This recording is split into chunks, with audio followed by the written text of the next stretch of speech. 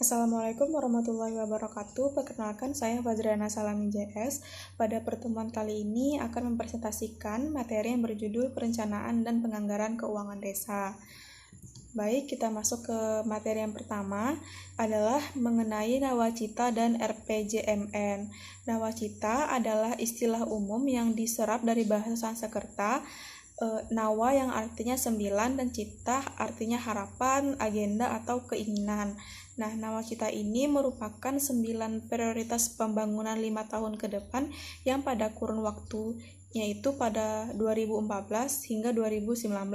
Nah, 9 prioritas itu kini menjadi bagian dari Rencana Pembangunan Jangka Menengah Nasional atau RPJMN dari tahun 2015 sampai tahun 2019. Nah, RPJMN akan menjadi salah satu pedoman arah kebijakan pembangunan nasional pada pemerintah 5 tahun ke depan agar menjadi prioritas atau menjadi pondasi pembangunan yang kuat di masa yang akan datang. Nah, tidak hanya dalam bidang ekonomi nawacita ini bergerak, namun visi dan misi dari nawacita ini juga mencangkut prioritas pembangunan dalam bidang yang lain seperti kebudayaan, pendidikan, pertahanan, dan keamanan. Nah, setelah berhasil memenangkan dari suara rakyat, karena nawacita ini merupakan program presiden. Jadi itu ketika presiden telah memenangkan suara dari rakyat, maka mulailah presiden menjalankan roda pemerintahan. Materi yang kedua itu mengenai kebijakan pengalokasian dana desa dari APBN. Pemerintah melakukan alokasi dana transfer ke daerah dan dana desa pada tahun 2020 sebesar 34% dari total belanja negara yang mencapai 2.528,8 triliun. Nah, total transfer ke daerah dan dana desa dalam rancangan anggaran pendapatan dan belanja negara atau RAPBN tahun 2020 sebesar 858,8 triliun. Nah, angka ini mengalami peningkatan sebesar 5,45% dibandingkan pada APBN 2019 yang sebesar 814,4 triliun. Namun pada tahun 2020 meningkat menjadi 858,8 triliun. Lalu, Kementerian Keuangan juga melakukan perubahan mengenai ketentuan penyaluran dana desa untuk tahun 2020. Selain itu, pemerintah juga mengubah formulasi perhitungan alokasi dana desa sesuai dengan ketentuan Undang-Undang APBN tahun 2020. Perubahan ketentuan tersebut tertuang dalam Peraturan Menteri Keuangan atau PMK nomor 205 tahun 2019 tentang pengelolaan dana desa.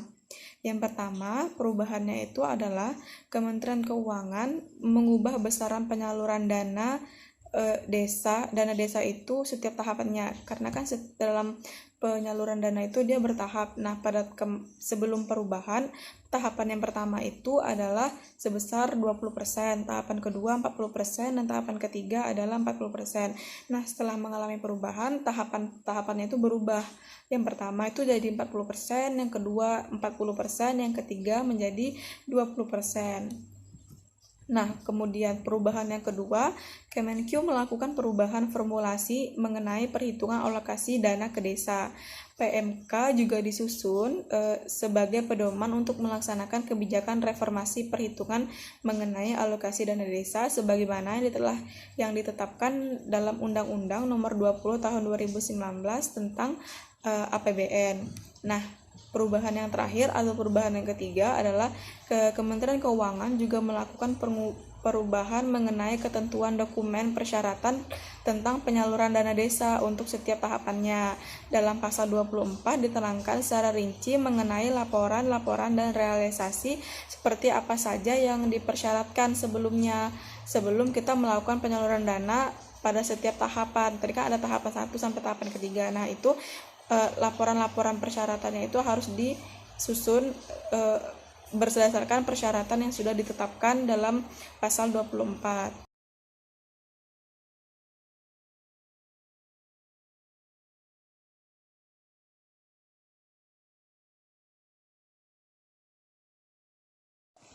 Nah, materi yang selanjutnya mengenai perencanaan keuangan desa. Di sini, Sekretaris Desa menyusun rancangan peraturan desa tentang APB desa berdasarkan RKP desa tahun berkenaan yang disampaikan kepada kepala desa. Nah, di sini terdapat proporsi dari APB desa. Yang pertama, 70% dari jumlah anggaran belanja desa digunakan untuk mendanai penyelenggaraan pemerintahan desa, pelaksanaan pembangunan desa, pembinaan kemasyarakatan desa, dan pemberdayaan masyarakat desa. Kemudian 30%-nya itu dari jumlah anggaran belanja desa digunakan untuk penghasilan tetap dan tunjangan kepala desa dan perangkat desa, operasional pemerintah desa, tunjangan dan operasional BPD, dan intensif RT RW. Nah, kepala desa itu menyampaikan rancangan Perdes tentang APBD desa kepada BPD. Kepada BPD yang kemudian untuk dibahas dan disepakati bersama selambat-lambatnya itu bulan Oktober di tahun berjalan. Selanjutnya, Perdes tentang APB desa yang telah disepakati bersama tadi oleh APB desa dengan BPD kemudian disampaikan oleh kepala desa kepada bupati atau wali kota melalui perantara camat yang paling lambat 3 hari sejak disepakati untuk anggaran itu dievaluasi. Baik, materi yang selanjutnya mengenai proses penganggaran APB desa. Di sini APB desa itu merupakan dokumen formal hasil kesepakatan antara pemerintah desa dan Badan Permusyawaratan Desa tentang belanja yang ditetapkan untuk melaksanakan kegiatan pemerintahan. Untuk melaksanakan kegiatan dari pemerintahan dan pendapatan yang kemudian diharapkan untuk dapat menutup keperluan belanja dari desa tersebut atau pembiayaan yang diperlukan apabila diperkirakan akan terjadi defisit atau terjadinya surplus. Kemudian dalam proses perencanaan anggaran dikenal adanya siklus anggaran yang meliputi 3 tahap. Yang pertama tahap persiapan anggaran, yang kedua tahap pelaksanaan anggaran, yang ketiga tahap pelaporan dan evaluasi. Dan juga terdapat teknik dasar dalam penyusunan APB desa. Yang pertama, semua penerimaan baik dalam bentuk uang, barang maupun jasa dianggarkan dalam APB desa. Kemudian yang kedua, seluruh pendapatan dan belanja itu dianggarkan secara bruto. Kemudian jumlah yang ketiga, jumlah pendapatan merupakan perkiraan terukur dan dapat dicapai serta berdasarkan dari ketentuan perundang-undangan. Yang keempat, penganggaran pengeluaran harus didukung dengan adanya kepastian dari tersedianya penerimaan dalam jumlah cukup dan harus didukung dengan dasar hukum yang melandasinya. Terus yang kelima ada penyusunan APB desa itu berdasarkan RKP desa yang telah disusun, yaitu rencana pembangunan tahunan yang ditetapkan dengan peraturan desa. Kemudian materi yang selanjutnya mengenai struktur APB desa. APB desa itu terdiri atas pendapatan desa, belanja desa, dan pembiayaan desa.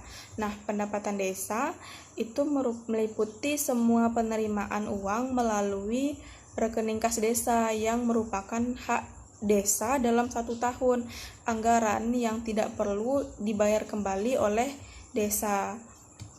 Kemudian pendapatan desa itu terdiri dari pendapatan asli daerah, alokasi anggaran pendapatan dan belanja negara untuk dana desa. Terus yang ketiga bagian hasil pajak daerah dan retribusi daerah dari kabupaten atau kota. Yang kemudian adanya alokasi dana desa, ada bantuan keuangan dari APBD provinsi dan APBD kabupaten atau kota. Kemudian ada hibah dan sumbangan yang tidak mengikat dari pihak ketiga, dan adanya lain-lain pendapatan desa yang sah. Pendapatan desa ini juga dapat diklasifikasikan berdasarkan kelompoknya, itu terdiri dari 3. Yang pertama ada pendapatan asli desa atau PAD desa, kemudian yang kedua ada transfer, yang ketiga ada pendapatan lain-lain.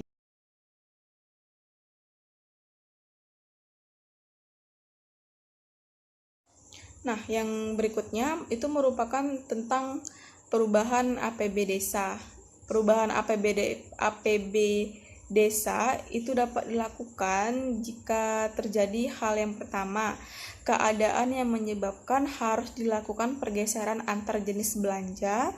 Terus yang kedua, keadaan yang menyebabkan sisa lebih perhitungan anggaran atau silpa pada tahun sebelumnya itu harus digunakan dalam tahun berjalan.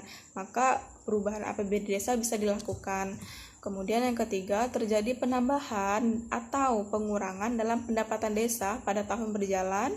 Kemudian yang keempat, perubahan mendasar atas kebijakan pemerintah dan pemerintahan daerah mengenai hal-hal yang terkait dengan keuangan desa. Baik, sekian presentasi dari saya. Jika ada kekurangan dan kesalahan mohon dimaafkan. Assalamualaikum warahmatullahi wabarakatuh.